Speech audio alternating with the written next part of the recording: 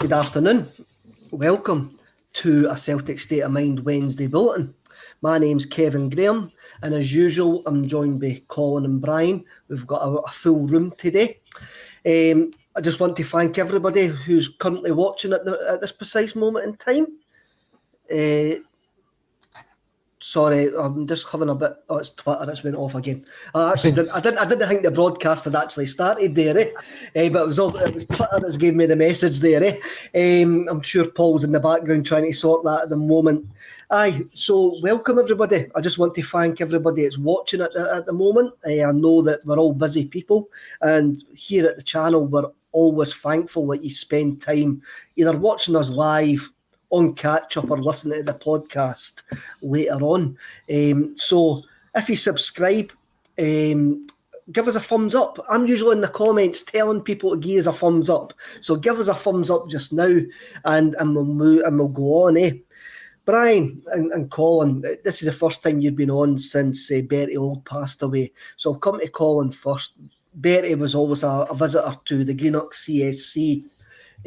So what's your memories of Bertie Auld?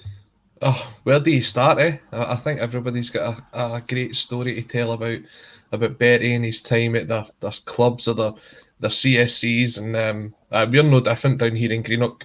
Bertie was a regular down here. He was down that many times. I think he had his own corner. He's such a gentleman, an absolute gentleman.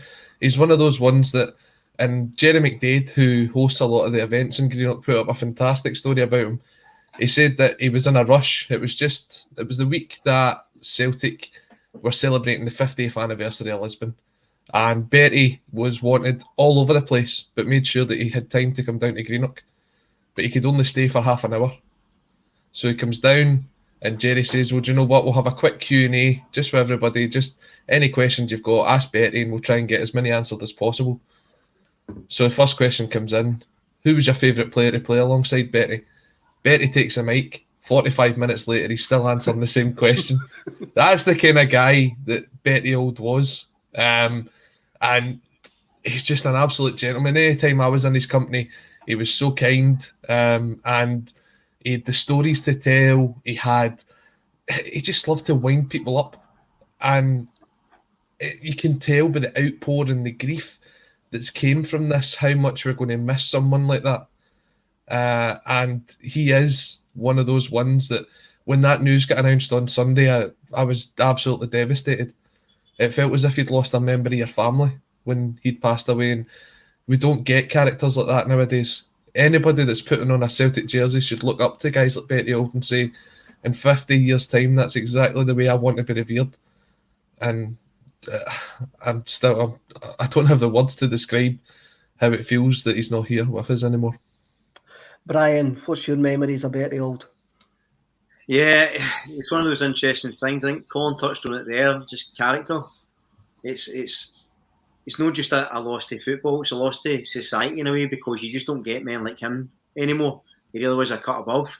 I met him twice. First time I met him through work, and I was starstruck. Now I don't get starstruck. I've met loads of footballers, loads of people over the years, and I was so starstruck I forgot his name. And I was very excited to see him. How you doing? He's like, how you doing? Blah blah blah. And I was going, what's it? What's his name? I couldn't remember. So then my boss was there, and he says, right, introduce me, son. Come on. So he obviously clocked it, and it came to me, and I said, oh, this is Mr. Auld. And he went, who are you calling Auld? Yeah. He's like, no, Bertie, son, Bertie, come on now. And I was like, oh, listen, I'm Brian, pleasure to meet you. He's like, no, pleasure's all mine. And he just stood chatting, and he was there for. Must have been. He was with his son, and his son was desperate to go. They had something to be. And again, he just kept chatting away about Celtic, about life. I said to my granddad, Orgy, he was a big fan of yours and stuff, and he was so complimentary and just a real top character. And I'm sure if you heard some of the jokes and some of the stories, and if it's been said before, I apologise. But one of my favourites was he was doing autographs, he was signing messages for people. And there was a guy kind of hanging about, and he says, all right, son, do you want me to do a wee message for you? And the guy says, oh, no, it's all right, I'm a Rangers fan. He says, don't worry, son, I won't get joined up. just just a talk, and I think it says Colin says, I'm sure other people feel the same. It's when anything like this happens, it kind of, you think of your own family, you think of your own relatives that went through something similar, and the positive about it, I suppose, is that it always reinforces the fact that no matter who we are, rich or poor, black or white, everybody's the same. Everybody's got the same weaknesses, the same flaws, and the same good points, and we're all the same. We all feel loss, we all feel grief, but the difference is Bertie will be remembered for generations to come, and I think that's the best thing you can say. It will be. He felt like everybody's favourite granda, eh? That was the kind of vibe that you got from him. Michael Karen comes in here, Colin. You're in Greenock, Colin. My sister lives in the building with the windows. You might need to... is this something that happens in Greenock, that you've got buildings with no windows? No, there's plenty of windows. I'm looking out one right now. Just get bars on it. Aye, probably. Let us know what building you're referring to. Drop us a message. Aye, I thought that was maybe a well-known landmark in Greenock or something like that. I was just like... Yeah. I tell you what, it was announced yesterday, Kevin, that Greenock is going for city status. We are moving up in the world. We are moving up in the world. You better get central heating installed first. We've still got outdoor toilets, but we'll get her. Oh, brilliant.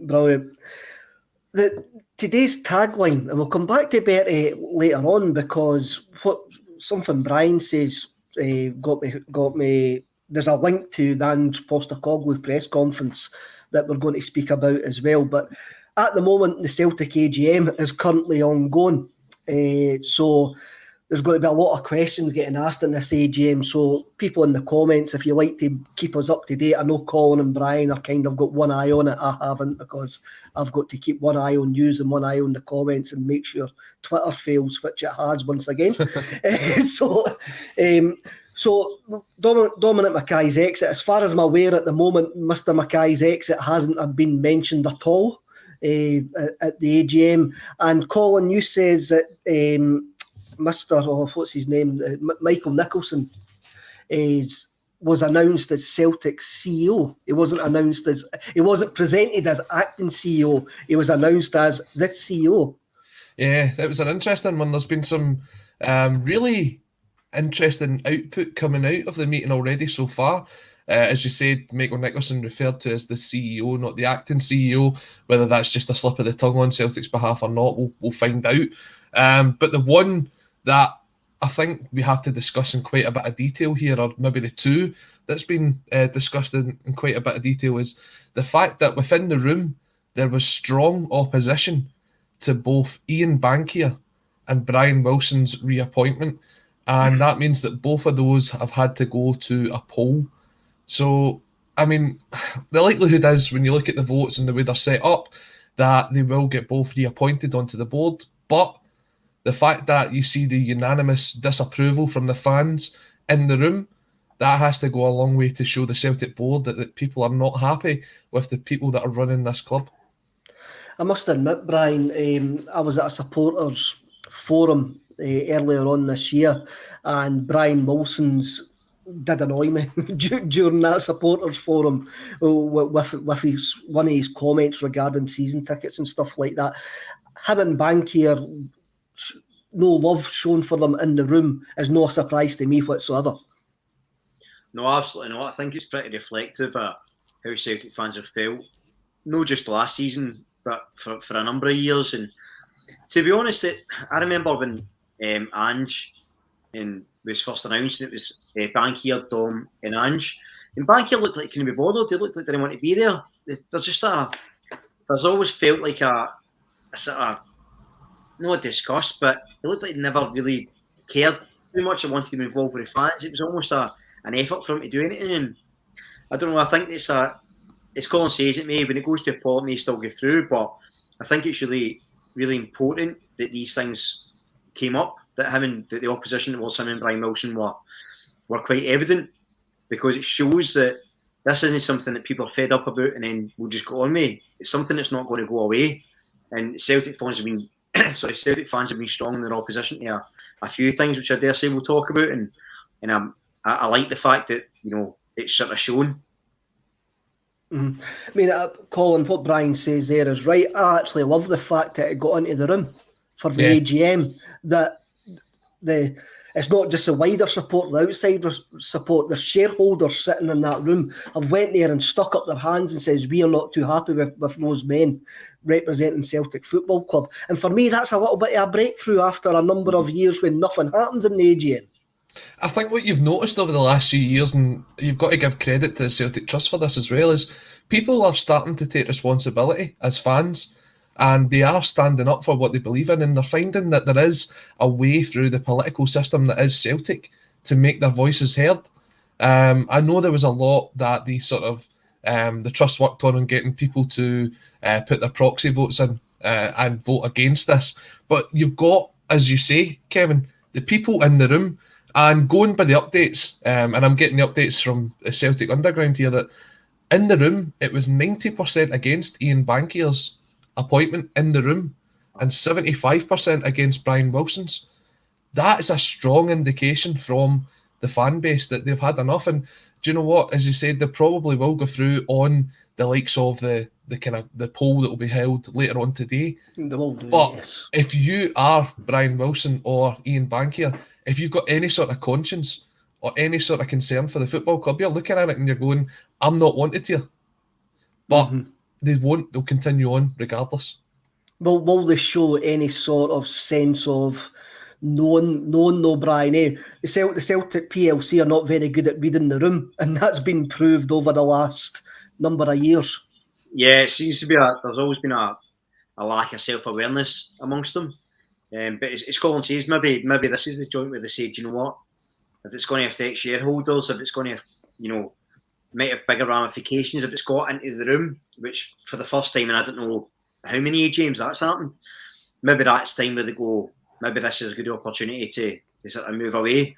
We don't know. It's hard to see, but I think we've spoken it before. I always think there should be change at top level fairly regularly anyway. I think any business, 5-6 years, there should be a bit of a turnover. I think you need to get a bit of diversity in there, and not just a gender or colour, but diversity of thought. And it's been time for a change for quite a while. So maybe this is the starting pistol on a bit of change. Let's hope so. But overly trust them to make the call themselves, I would be sceptical. You are quite right. Hopefully this is the start of change, maybe even internal change, because, Colin, it is quite difficult to get a change of owner, and who would be attracted to buying Celtic Football Club is always a worry to me. You see what's happened in Newcastle with the sports washing in Newcastle, Man City and stuff like that. And there's always been something that's been in the back of my mind. If we ended up going to the English Premiership or a European League, we would be a perfect vehicle for one of these rich oligarchs or states to come in and actually buy, just because of the worldwide support and natural brand that they're getting right away. So it's all, for me, I'm always a bit doubting, going, maybe sometimes it's the better the devil that you know. But we do need change, and that change has to get pushed internally if we're not going to get a new owner coming in. It's the point that Brian was making there. It's just stale. It is so stale. Like, you look at it, and you had a chief executive there that was there for the best part of 20 years. You don't get that in any other corporation. And that's what Celtic is, in its essence, is a corporation. That hurts to say, because we're a football club and everybody knows the history of the football club and what it stands for. But in this day and age, we are a sort of corporation. And if you're going to run a corporation properly, you don't have somebody in charge for 20 years. You mix it up, you rotate it, you bring in fresh ideas, you bring in fresh people to the table. We brought someone in, and he lasted 3 months. He lasted 3 months. That's, for me, says a lot to the fact of the board were not ready for this implementing of change. And the fact that it's came out in the AGM today, and it was said that Peter Lawwell had a lot of influence in the appointment of Ange Postecoglou, absolutely going against everything that was said when Ange Postecoglou was brought into the club, about how there was a lot of influence from Dominic McKay. He knew what that market was like. He'd been out there with the rugby, the Japanese and the Australian market. He knew it. To then come out and say, it was actually Peter Lawwell who had a strong influence in it, and we can understand that because Lawwell's got his connections with the City Group. We've spoke at length how the connection comes in there with Ange. But to change the story, I really hope, one, it doesn't mean that we'll soon see the reintroduction of Peter Lawwell into the day-to-day running of Celtic Football Club, because that would be a massive slap in the face to the Celtic support. But two, how can you trust what words are coming out now? When they're saying, this is what we're doing, this is what we're doing, if you come out 3 months later and backtrack on it, how are you going to get Celtic fans to buy into what you're saying? There was a narrative. We said at the time, I think, and when Dom McKay left, it wasn't that there was a bit of shock, but it wasn't about Dom McKay's self as a human being. It was what he represented and what that, he represented new ideas and a new attitude and new communication, and they fancy it. And that was dangerous. That was a worry at the time. And as you say, I noticed that as well today with the Peter Long thing. And but Celtic done it as well when he first left, and they spoke about personal reasons. And then it came out later that, oh no, he wasn't up to the job, or the face wasn't fancied and stuff. So it was a barefaced lie. And obviously, McKay's under an NDA, I would imagine, so you won't know the truth. But I think they're insulting fans' intelligence by doing things like this. Because it's not as if people won't remember that this was Andrew's a Dom McKay appointment. Mm-hmm. And they're saying it was Peter Law all along. Is that a Scooby-Doo villain? Do you know what I mean? He takes off his mask, it was Peter Law all along. And you're worried that he's going to come back and do something similar. And I think as well, I wouldn't be surprised if Peter Law was chairman within the next couple of years, because I feel like he's not leaving, his influence hasn't left the club. And I'm not demonising Peter, but the fact is we need to move on, we need to evolve, and you can't do that if it's the same people at the helm. I think there's a massive problem here, Brian, and just that's news to me. I hadn't heard that story this morning about Peter Law being involved in the appointment of Ange Postecoglou. That, as Colin rightly flags up, the flag is in the Man City, is the City Group, and because that's a simple flag there, that's a simple connection. So Tony Aiken comes in, he retired with great dignity. He was instrumental in the identification and appointment of Ange, and he put his heart and soul into the club. So wow. that was the exact words that was said. Wow. I'm taken aback with that, and I'm unsure how you actually feel about that, actually getting that sprung on me there. So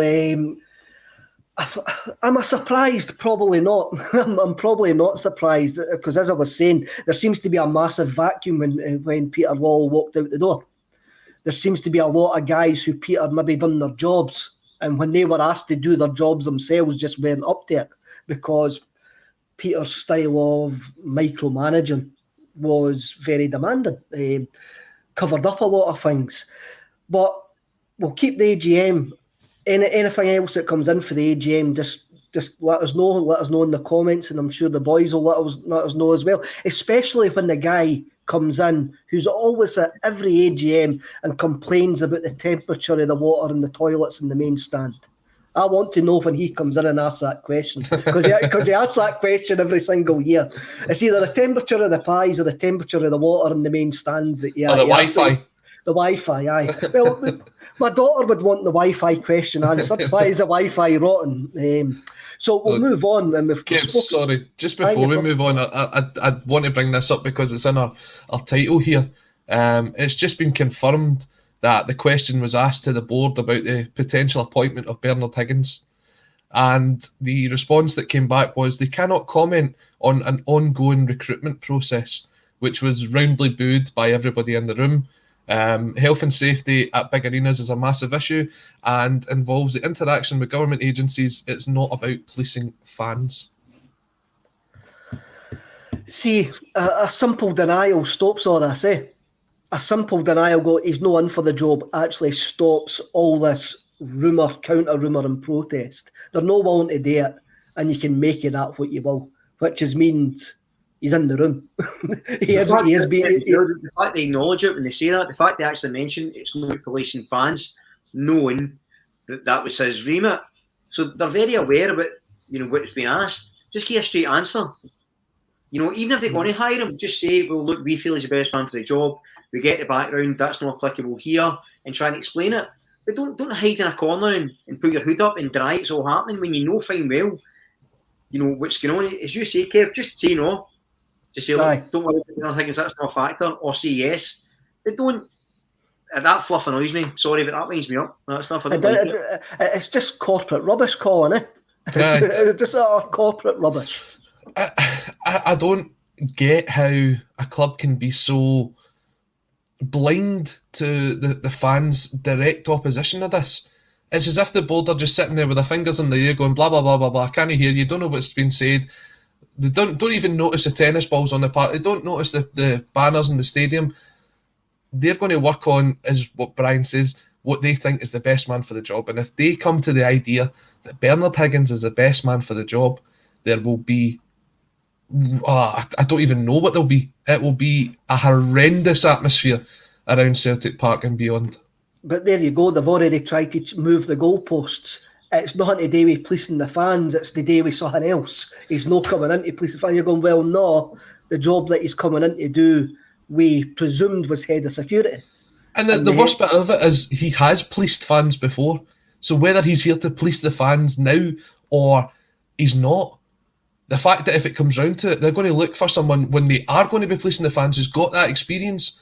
And when you're having someone as toxic as that person in the environment, in the building, how can that be a benefit to our football club? It can't. And let's widen this out, Colin. It wasn't just Celtic fans who didn't like it. It was all football fans he actually criminalised. So one of the things we spoke about earlier, we spoke about, guys like Bertie, we're going to speak about Ange later, having character and understanding the type of person that should be involved with Celtic Football Club.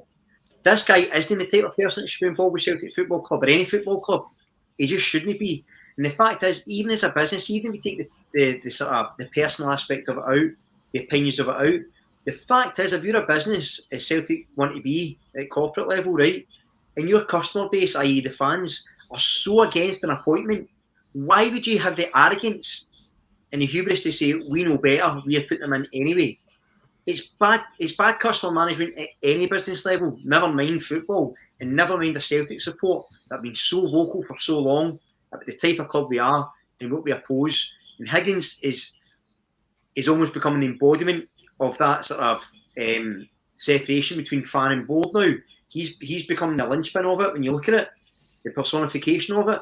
And as Colin says, it's going to be horrendous, a horrendous decision at club, corporate and PR level if he gets appointed. Not just for Celtic, but for Scottish football. For other Scottish football fans having a look at us as a football club and going, why are you appointing that man? Why? Especially the Offensive Behaviour Act took its massive toll on other certain clubs like Motherwell, who I've heard some horrendous stories from Motherwell fans regarding how they were targeted under the Offensive Behaviour Act as well. So it's not a good look for Celtic and Scottish football whatsoever if Bernard Higgins actually gets a role within Celtic. We'll move on and hopefully just keep us up to date with whatever else is happening, because the board are annoying me now. I want to move on to some good stuff. I don't want us to. I know. I didn't want to get the pitchforks out and be out the car park with burning torches and stuff. Scott Howe says, how was the state of Scottish football not on yesterday? There was a problem with StreamYard, Scott. StreamYard went down just before the broadcast was about to start. Sorry, Kev.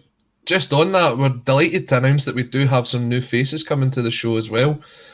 So we've had a couple of new additions over the last couple of days, and you'll be seeing them on the State of Scottish Football every night, 6 o'clock till 7, only on A State of Mind.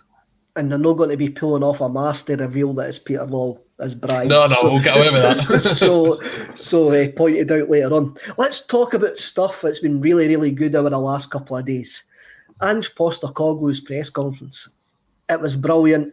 He was open and honest, and the insight that he gave us to the man and to his philosophy and to his process shows that there's more layers to this than first met the eye. I must admit, I take back everything I perceived what Postecoglou was about after I've seen this interview. There is more there than just I want to play fancy football. And basically, like, what jumped out for me, Colin, you were there, you were representing ACSOM at the press conference. It was when he actually says you have to find meaning in winning because everybody wants to win. And I went, wow, this is a day after we lose Bertie Auld, who's part of the greatest ever fairy tale that any football club can ever want. Nobody can write the story of the Lisbon Lions. And as a Celtic fan, for me, I'm never going to back down for asking that we win in a certain way. We represent certain values because that's our club. And when Ange Postecoglou says that, I went, I get you. You get me. You get where we want. You get where we want to go. And I'm never going to back down for backing Ange now, because that find meaning in winning just says so much about his philosophy as him as a person, and also as us as a football club. See, the press conferences in general, it was so enlightening because you saw a different side to Ange Postecoglou in that. You see him when he comes up against the sort of mainstream press, and they'll say to him, "Oh, this was a disaster," or "What about this?" or "What about that?" And he's direct to them. He's straight to the point. He's like, "Mate this, mate that," and he doesn't say it as if he's your mate. But when he was speaking to us at the fan media conference, it was, "How's it going, mate?" It was "This is my idea, mate," and it was almost as if he was trying to take you on his journey with him. He wasn't just giving you the sort of basic, simple one-word answer, because there was certain questions that could have just had a one-word answer. And that's not a dig at the questions, because I thought every single question that was asked at that fan media conference was absolutely superb. But I think if the mainstream press had added it, then he could have given a one-word answer or a one-sentence answer, and he could have moved away from it. But the fact that he kind of took you and he gave you all his insights, even to the point of speaking about untapped markets, and the fact that he's looking at the South Korean market, the Iranian markets that people would have said that you're never going to get a player from there. But he's got that knowledge. He knows there from being out in that area, that's the kind of markets he would have targeted whilst he was playing in the J-League. And he was asked a question, and there was a question asked about, would a Scottish Premier League player be a success in the J-League? Now, how is he going to know that? I mean, he's been here long enough, he can maybe tell what certain players are, but you never know until... But he gave a good 3-4 minute answer on that. And he was open and honest, and it was so enlightening, Kev, that he picked the time out with everything that's going on at the football club at the minute to open up to the fans and to build that relationship with the fans. And I'll shut up in a second because I've been talking for ages, but he turned around and he says, and it's something that will stick with me, I haven't earned the reputation and the kind of applause that I've received from the fans so far. I've done nothing to earn that, to deserve that. I'm going to go out on the park and I'm going to win trophies and I'm going to earn that respect. And you went, and you don't realise how much you've already put into this club. You're getting the backing that you do deserve, because last season the club was a shambles. We were 25 points behind. This year we're putting in a title challenge and we've turned around a squad in the space of a couple of months. That is why you're getting the backing. If this is what it is now, just imagine what it would be like if you win the league at the end of the season. Yes, I mean, he's coming from a professional point of view when he says, I didn't deserve this yet because I haven't achieved anything yet. We're right at the start. But let's appeal to the romantic fan and all of us in this room at this precise moment in time. When he says things like, anything that we do will just be standing on the shoulders of giants. And he gives us a Danny McGrain story as well. So he never put a foot wrong in that press conference, Brian, did he?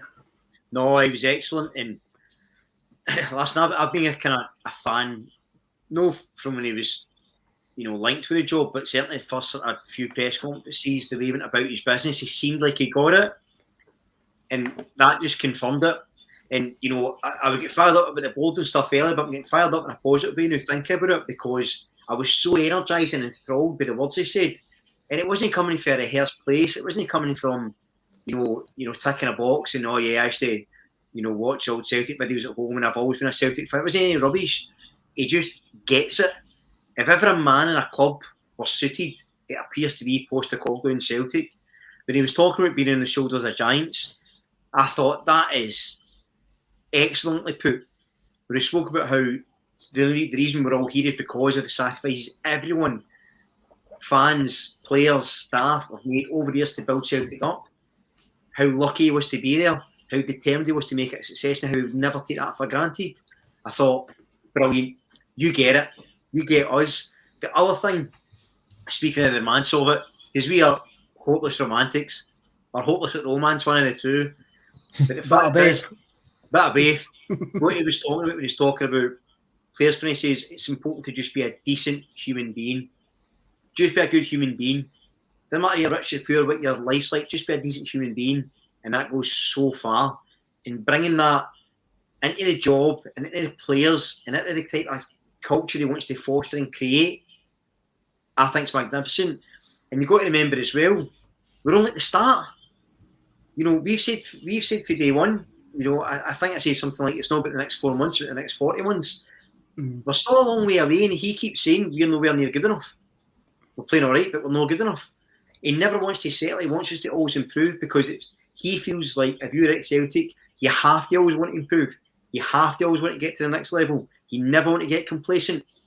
And I just wish other people at the club had a modicum of his qualities as a human being, as a manager, because for me, and I know it's only one press conference and people are going to say we're getting overexcited, but even the way he dealt with the Kyogo racism stuff, the way he's dealt with Walter Smith passing, with Bertie Auld passing, the way he's dealt with any challenge, the way he spoke to each players, it's been absolutely effortless. And I thought if there was ever any doubters about Ange, as a man and as a manager, just watch that press conference through, because he was excellent. Absolutely, and I've got to say, Kevin, getting the chance to put a question to him, everybody speaks about the kind of progress that we've made and the project that we're on.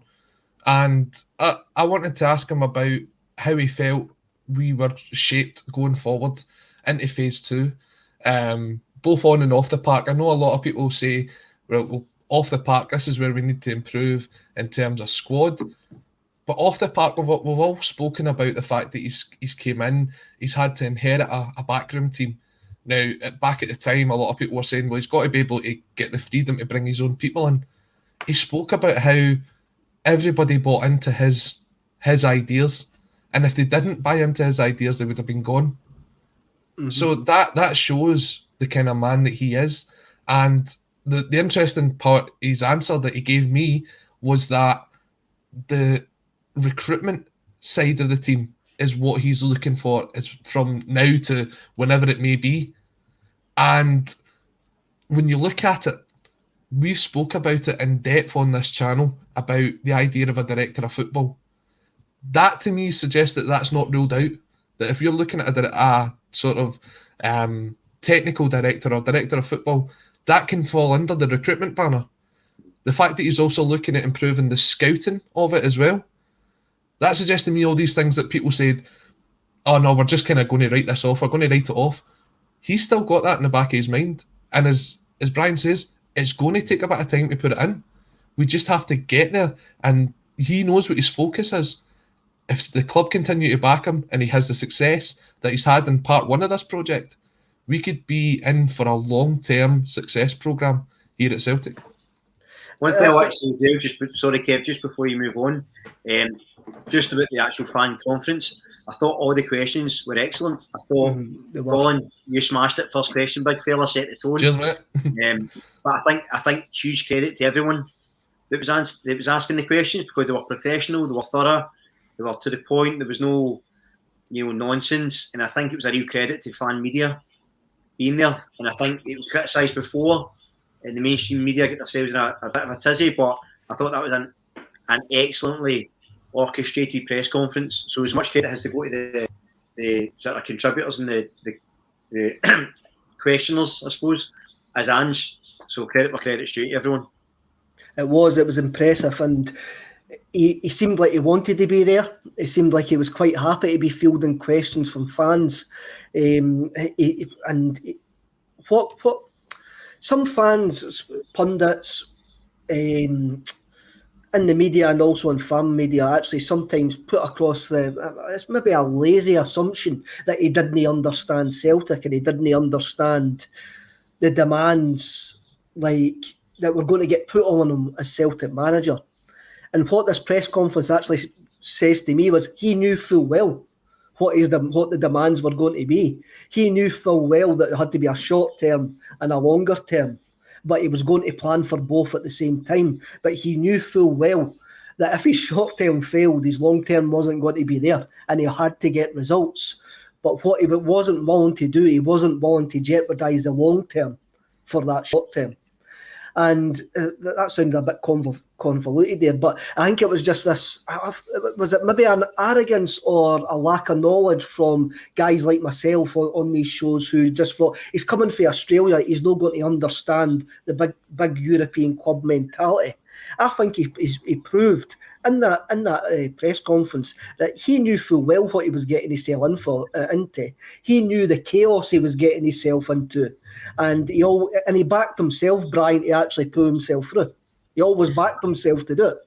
And he kind of said that as much for the start, didn't he? He said this is only going to work if the players believe in me and the staff believe in me, the club believe in me, and the fans believe. If you believe, I'll make it work for you, and I'll do it my way. Because it's been successful everywhere I've been. He's been successful at international level. He's got an international trophy under his belt. The most successful coach in Australia, coach in Japan, as we know. The type of football he's played has been lauded by the likes of Brendan Rodgers, Pep Guardiola.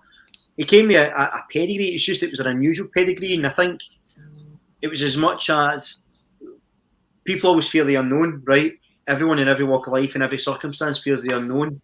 And given the fact we were hurting as a support from the shambles of last year, I think it'd been easier to have a, it's like if you've got a hangover and you're dying in your bed, all you want is a burger. You don't want a gourmet meal. You don't want something to put something in the oven. You want a hamburger or you want Chinese or something terrible, right? We just wanted something that we would know and we would go, it's a safe bet to get the job done. What we got was a really risky appointment, and I think that factored in. So I'm not sure if it was necessarily arrogance. It was more of a fact, we don't know this guy. Is this going to go well because we've been hurt in the past? And so far, I know he's not won anything yet because there's nothing to be won yet. I know we're still second in the league, but I think he's done a better job than I would have expected at this stage, given the start he had. Definitely, and I think he has overachieved. And even though what he actually says was we've been inconsistent, he admits that he's inconsistent. He admits that he's been the team's been inconsistent, but he also backs up that inconsistency, Colin, with, well, these are the reasons for the inconsistencies, but they're not an excuse for it. But there is reasons there why we've been inconsistent, and we've managed to get through it. At the moment, we are still 4 points behind, but we had a decent run there before the international break. And I reckon this international breaks came at a very, very good time for us. It gave Ange time to actually step back and go, right, what went right, what went wrong, and where are we going forward?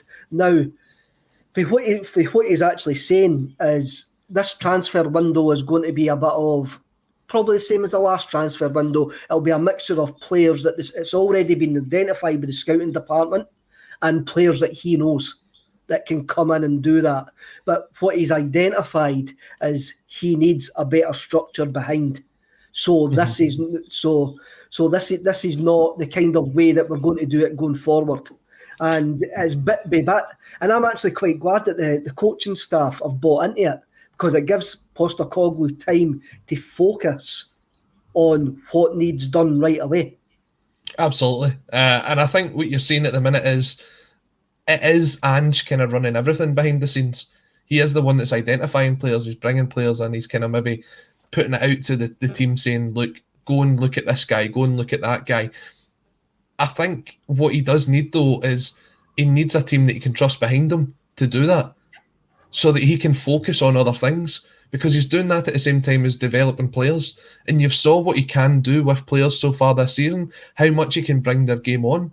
It's important that as a manager and as a head coach of a football club, that can be his prime focus. Yeah, you want him to be involved in looking at the transfers coming in and out, but as you say, the results on the park will determine whether he's here for the short term or the long term. So if he goes and wins the league and he brings the players on, that's exactly what you're looking for. If he's also got an insight into the Japanese, South Korean, Iranian market, whatever it is, that's important too. But he needs to say to whoever it is that he gets in there to work alongside him, you know what I'm looking at, you know what I want, you know the kind of players I'm looking for. Go and take a look and come back to me. Instead of him having to say to the guys out there already just now, I know Maeda from the J League, I know Hatate from the J League, I know such and such from the A League. What do you guys think of that? Can we go and get a deal done? He said it, and I've got to say he was very kind of complimentary to his family of that, is that he knew that as soon as he came over here, for the first couple of months, his main focus was going to be on the club. He knew the job and he knew the kind of project that he had to take over. And his family had to come second to that because he was putting the amount of time into the club. Having that structure behind him, knowing that his family back him in that sense, that is so important. Because if he didn't have that, I don't even know if he'd have been able to take a job like this on. So it just shows you how much of a project Celtic was in the summer. And we're not there yet. But we've got the groundings of a very good structure. It's just about putting the building blocks in place. You're right. It's just the groundings, and we're seeing. It's very easy to be negative. It's very negative. It's very easy to go, oh, we might not get at the Europa League group. We never got into the Champions League, this and that. But trying to be positive at this point, this is what a manager has to do. And I think myself, I always look for the positives in this stuff as well, Brian. And one of the positives that I actually found from the press conference as well was the way that he actually spoke about the players. He bigged up the players, going, the way that I want to play is complicated.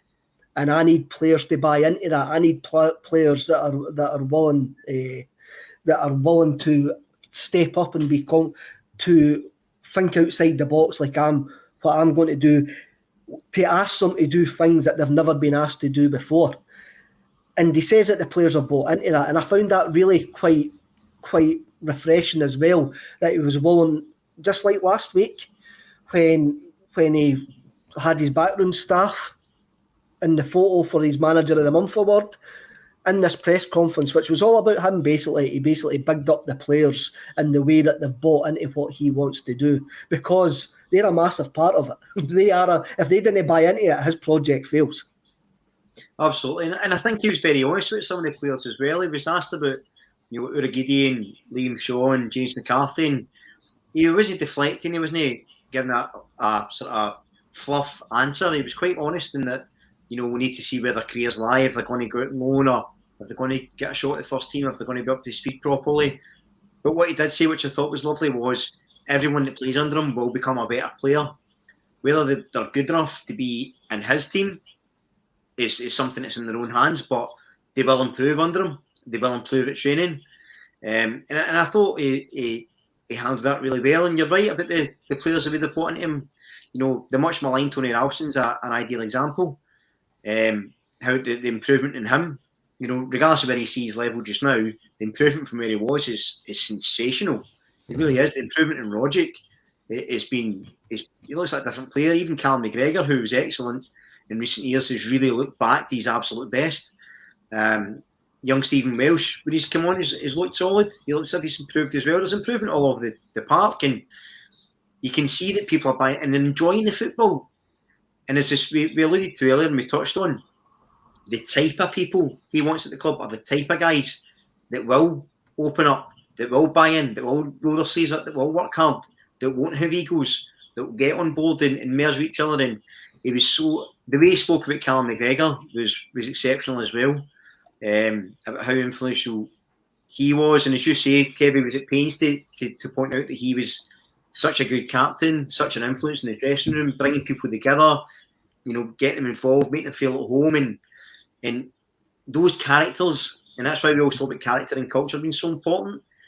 That attitude's going to filter in, and what he's going to have is, eventually, as much as he has it now, is a team of players that want to be there, that love playing there, that love his coaching, and that are fighting for each other.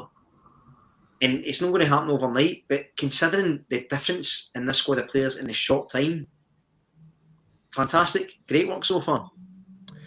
Comment here, ACSOM Technology. To me, Ange also seems to be performing a hybrid role of head coach and de facto director of football. He has been outstanding. I find it very difficult to argue with that, Colin. Yes, there's been a few bumps along the way, which you will admit. I mean, we are allowed to draw games of football every now and again. We will actually lose games of football every now and again. Not everything's going to be perfect. But when you see him talking about the 12 players that he brought in and being open and honest about where those 12 players are in the process, like Liam Shaw and Uragide, he's had a lot of plates to juggle. He's had a real lot of plates to juggle. And for a guy who's trying to implement a system onto a team, but also try to handle what he sees as massive gaps in the background, i.e. he's came from Yokohama, who have got access to the biggest scouting database in the world in the City Group, to coming to Celtic, where I don't know what sort of database that they've got. It's not going to be on the City Group's level.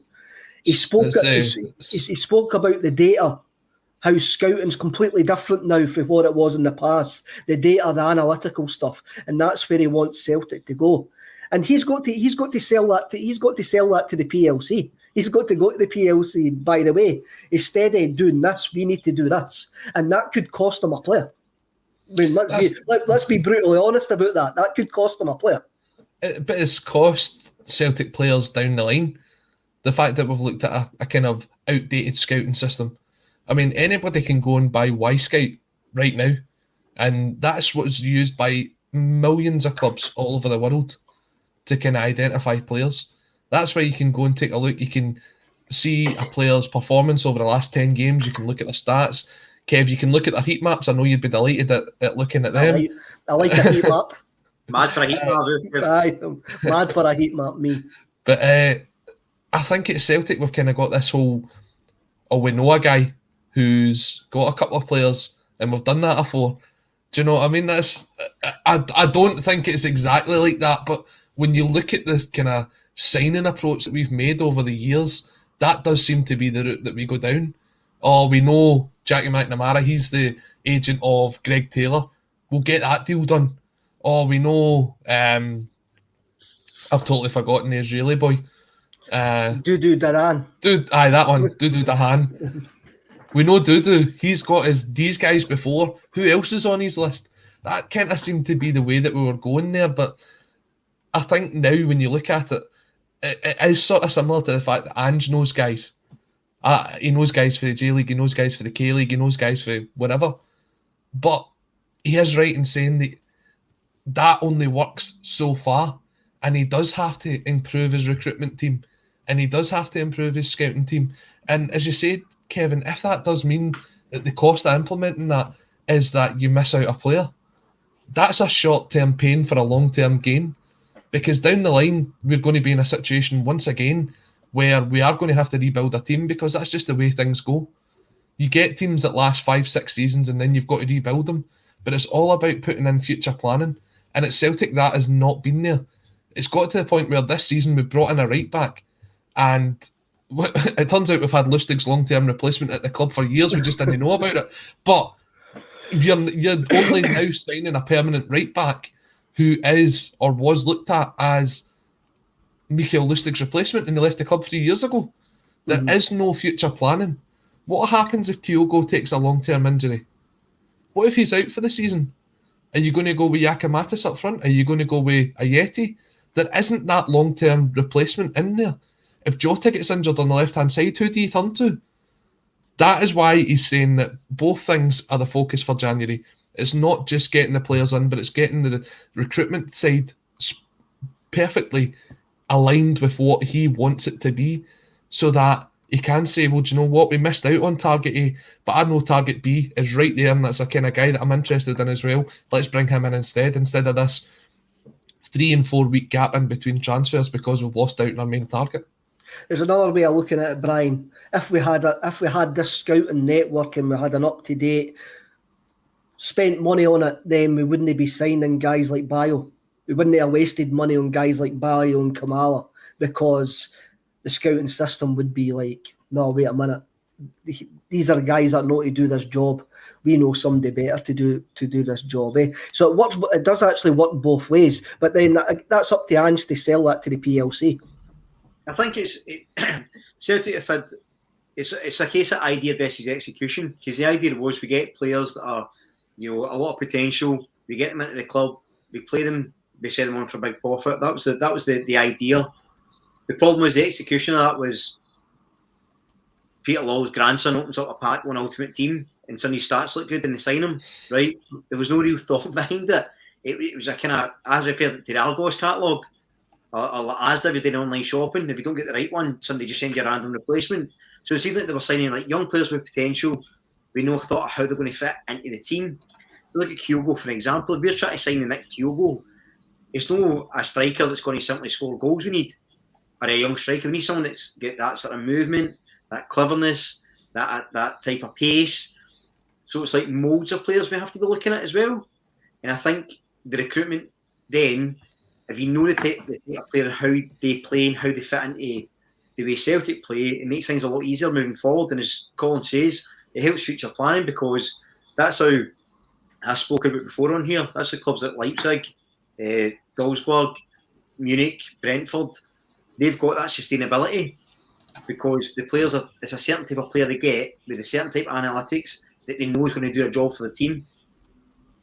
See, the thing is, when you look at it, right, you had Moussa Dembele and you had Odsonne Edouard. Now, you had Odsonne Edouard coming through because we knew Moussa Dembele was going to make that big move. He was the guy that was coming through. Edouard was seen as a very similar type player who could make a similar impact. Then you had Edouard with Griffiths alongside him, and Griffiths tailed off. But you mentioned the guys that we brought in there, Kev. Bayo, Klamala, did they ever even show the potential that they could get to the level of what Odsonne Edouard was when he first came to Celtic Park? Because that's the guy you're trying to replace. And whilst Neil Lennon was in charge of the club, the style of football wasn't going to change. What Ange has brought in is a complete different style of football. And Kyogo suits that style. So when you have Edouard moving to Crystal Palace, they changed the style completely to bring and suit the game around Kyogo. Maybe Klamala, maybe Bayo would have suited that as well. But Ange knew the guy that would have suited it. He scored the goals in the J League. He's got that behind him. And he's made the bid to bring him in. Now going forward, what we're looking at is if we're going to keep that style of football, the next striker to come in has to be in the mould of a Kyogo. And that's why Maeda seems to be the guy that he's targeting. I'm going to bring in Kenny here. Disagree, Kev. Fair enough. Polish Paddy would have been the perfect striker working under Ange. I was harsh on Kamala, but because it's what Colin says, Brian, he never really got the chance. He had a couple of games here and there, was thrown on in desperate situations, and it's really difficult to actually judge a guy on what happened last season. It is really difficult because the place was in such a mess. But once again, whether it was out with the manager's hands or not, the manager it was then's hands or not, the board have got an offer and decided to get rid of the player. Somebody at the club's decided this guy has no long-term future at Celtic. We're taking the money and running here. I mean, it could have been a case maybe Kamala's agent has said, look, this is going to be a better move for you. You're not playing here. So it could have been sort of both parties. But yeah, hindsight's brilliant in it because you look at Laxalt, who's much maligned under Neil Lennon. He'd have probably been brilliant under Postecoglou. You know, with that inverted fullback, the way he'd have suited that really, really well. It just didn't work. So, you know, as Colin says, if you've got and the thing about it is under Neil Lennon, there was no style under Neil Lennon. You know, and I'm not being revisionist, there wasn't. He sort of goes, this is information, I trust the players, it's all about the players, just go out and win, because that's what happened to him when he played. Ange is about tactics, about coaching, about systems, about how players move, where they should be. And I think the modern day player requires that. So at least what we have now is, as Colin alluded to, a real strong indication of how we need to play, the type of players we need to play to fit that. So yeah, guys like Kamala might have done really well. We'll never know. We'll never know. And we just have to hope that, as he's both said, we plan more for the future now, and when we get players in, we know it's to replace an existing player. We know it's to replace an existing style of player. And if we do that, it almost doesn't matter who comes and goes, because essentially you're going to get the same mould and don't have to try and fit in. Definitely, Colin. And we're now 55 minutes in, and this klaxon's going to go off. Yes. There's a Brendan Rodgers klaxon. Now, here we go. Bring it here. Basically, we're now selling a vision and a philosophy in how we play. We're not selling.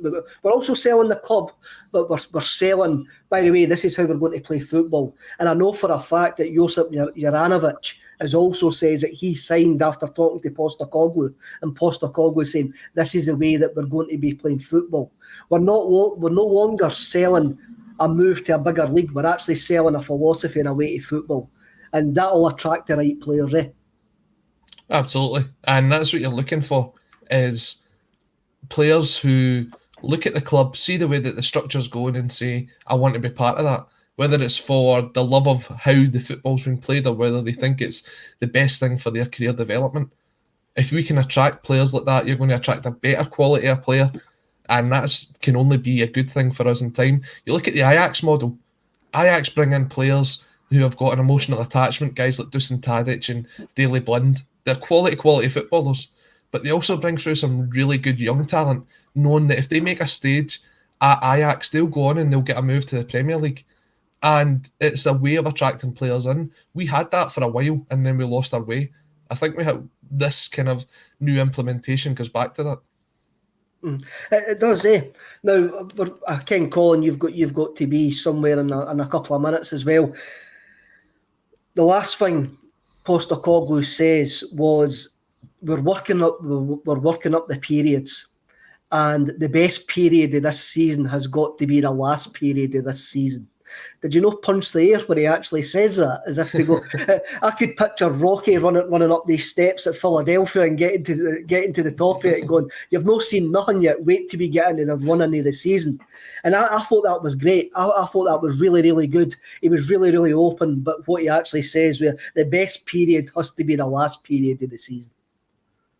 Well, he made the brilliant comment as well, didn't he, when the interviewer asked him a couple of weeks ago, or if you win the day, you could go a point clear at the top of the table. And he says, oh, do I get a prize for that?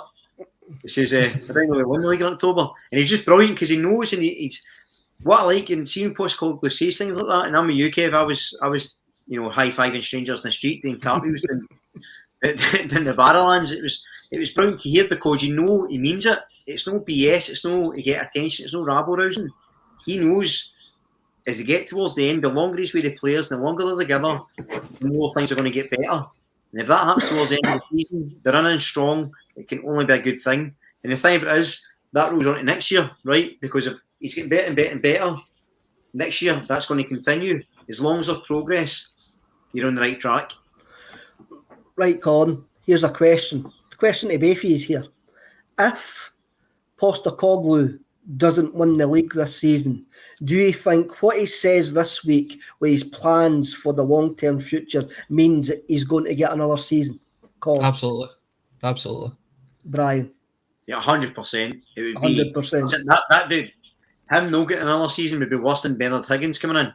I'll tell you that. I think it's essentially it's at least one more season, at least. So, Kev, just before we wrap up, do you want some updates from the AGM? Yes. The question and answer session. As long as they're not going to annoy me. They will, don't worry. Question on why they renew the Old Firm trademark. They said that the cost is low and the renewal is to retain control of the brand and not to use it. I'm sure we'll speak about that on tomorrow's show. Financial fair play in Scotland. There is no financial fair play, according to Ian Bankier, who is taking a bit of a bruising at this. But one really important thing that came out of it is on the scouting. And Michael Nicholson says there's a network with a plan working 6 to 24 months ahead. Along with Ange, we're building a football division for the long term. We've just appointed a head of sports science and we're recruiting a head of data. People talk about the director of football, head of football division, and we're working with Ange to get it right. So that kind of follows on from the point that he was kind of alluding to yesterday. And I think we should be excited at the prospect of potentially bringing in a brand new recruitment team at Celtic. I think that was quite positive towards the end there. At the start, it's not positive whatsoever, but I expect nothing else from Mr. Bankier. I just want to thank everybody for watching and commenting. Plenty more on the State of Mind channel. We've got a fantastic session with Gaz Whelan for the Happy Mondays. Go and check that out. It's a great interview as well. The State of Scottish Football is back tonight at 6 o'clock. Give the guys a bit of a check out as well tonight. A lot more on A State of Mind. We'll be back tomorrow at 12:30. I think I'm back tomorrow with Paul and somebody else. I don't know who the other special guest is tomorrow, but I'm back tomorrow. So thanks very much, lads, and hail, hail.